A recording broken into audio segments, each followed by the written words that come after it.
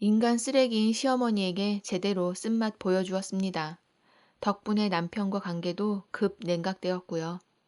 이대로 이혼을 할 것 같지만 두렵지 않습니다.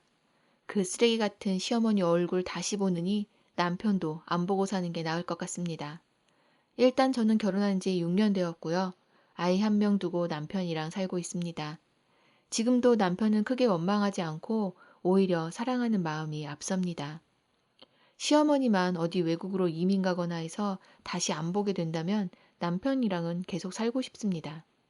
하지만 시어머니 생각하면 남편도 더 볼 수가 없을 것 같아요. 시어머니라는 인간은 신혼 때부터 마음에 들지 않았습니다. 사람이 뭐랄까, 사이코라고 할까요? 한마디로 정상이라고는 하기 어려운 사람입니다. 일단 사람이 말투부터가 상당히 거슬립니다. 며느리한테 존댓말 쓰는 천사표 시어머니는 기대하지도 않아요. 그런데 말투가 욕을 하는 건 아닌데 정말 사람 신경 건드리는 말투입니다. 처음 만나 인사를 드리니 목 디스크가 있느냐고 그러시더라고요. 무슨 말인고 하니 제가 인사하면서 고개를 덜 숙였다고 하는 겁니다. 저는 한 중견기업에서 비서로 근무하고 있거든요. 당연히 사회생활이나 예절 차리는데 보통 사람보다 더 밝은 사람입니다. 그런 제가 예의를 갖춰 인사를 한 것이니 큰 무례를 범한 건 아닐 텐데요. 그런 사람 면전에서 목 디스크 운운하는 게 정말 거슬리더구라고요. 그 자리에 있던 남편도 엄마 말이 너무 심해 한마디 하더군요. 그리고 저한테 따로 자기 엄마가 원래 그런 사람이라고 했습니다. 말이 좀 거친 사람이니 이해해달라고 했습니다. 지금 생각하면 그때 이해를 하지 않고 남편과도 연을 끊었어야 하는 것 아닌가 합니다. 어쨌든 남편과 사이는 꾸준히 좋아지고 결혼까지 하게 되었는데요. 결혼하고 나니 본격적으로 시어머니가 미쳐 날뛰더군요. 일단 저더러 며칠에 한 번씩 꼭 문안 드리랍니다. 제가 말을 부풀린 게 아니라 스스로 문안 인사라고 했습니다. 물론 직접 찾아오라는 말은 아니고 전화를 해서 인사드리라는 말이었지요. 전화해서 조금만 거슬리면 바로 거친 말이 나옵니다. 목소리가 높니, 말투가 이상하니, 가식적이니 별별 소리를 다 합니다. 그런 수모를 당하면서도 일단 참았습니다. 그리고 남편과 사이에서 아이가 하나 나왔어요.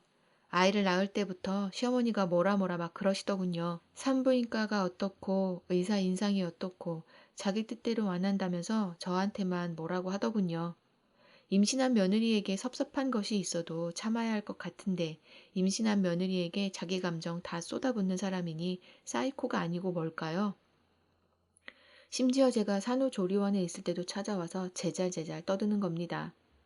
제왕절개를 한 것도 마음에 안 드는지 칼 잘못 썼다, 아이 다치면 어쩔 뻔했느냐, 자기 때는 다 자연분만 했다면서 막 뭐라 하십니다. 오죽하면 옆에서 듣고 있던 우리 엄마가 몇 마디 했습니다. 어제 출산한 애 앞에서 무슨 말본새가 그따위냐고요. 덕분에 우리 엄마랑 시어머니가 대판 싸우기도 했지요.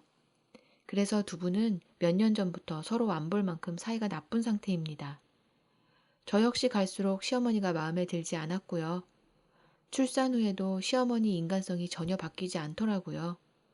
인사할 때마다 조금만 거슬리면 목 디스크 운운하는 건 여전하고요. 문자나 톡을 보낼 때 답변이 조금만 늦어도 막 추궁을 합니다.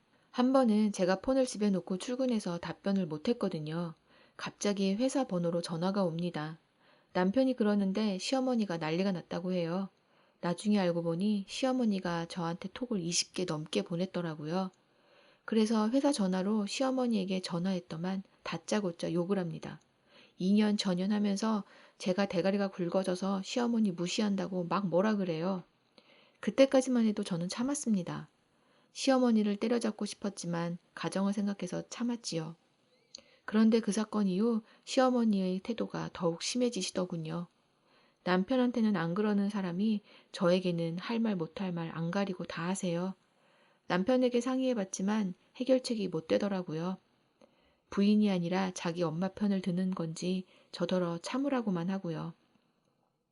그러다 마침내 인내심이 한계가 왔습니다. 보름 전의 일이었는데 전날 과로하고 피곤해서 링거까지 맞고 출근한 날이었거든요. 시어머니 전화가 와서 받으니 처음부터 목소리가 왜 그따위냐고 말을 하는 겁니다. 제가 몸이 안 좋아서 그렇다고 하니 어른한테 변명하는 거 아니라고 막 따따붙다 짓거리더군요. 제 싸가지가 어떻고 온갖 막말에 제 인내심이 끊어졌습니다. 마침 전화 받느라 아무도 없는 곳에 간 게 다행이었지요. 제가 한 온갖 쌍욕들을 회사 사람들은 듣지 못했으니까요. 저도 그때는 제정신이 아니었기에 시어머니더러 늙은 몸 파는 여자니 뭐니 하면서 상상할 수 있는 온갖 욕을 다 퍼부었습니다. 한참 욕을 하다 보니 전화가 끊어지더라고요. 알고 보니 시어머니가 쓰러지셨다는 겁니다. 몇 년이나 저한테 가혹하게 행동한 사람이 욕 좀 들었다고 쓰러져 입원한 거였어요. 꾀병은 아니라고 합니다. 조금만 더 늦게 병원에 갔으면 어디 마비가 왔을 뻔했다네요. 무슨 일이 있었는지 알게 된 남편이 당장 저더러 시어머니한테 사과드리라고 하더군요. 저는 시어머니가 그동안 제게 한 짓들을 사과받는 게 먼저라고 했습니다. 시어머니가 제게 전화를 하기로 했어요. 저더러 인생 그렇게 살지 말라 하더군요. 그래서 저는 평생 그렇게 산 시어머니는 지금 지은 죄가 커서 조만간 저승 가면 지옥 구경할 거라고 했죠. 그러니 또 연락이 끊기더군요. 나중에 들으니 제 말 듣고 또 혈압이 올라가서 쓰러질 뻔했다던가요. 덕분에 시어머니와는 연락이 끊어졌고요. 남편도 집에 안 들어오고 있습니다.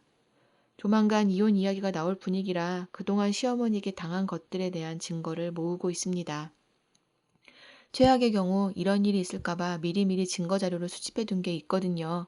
그동안 시어머니에게 당한 폭언 녹음이니 문자니 하는 것들 모아보니 기가 막히더군요.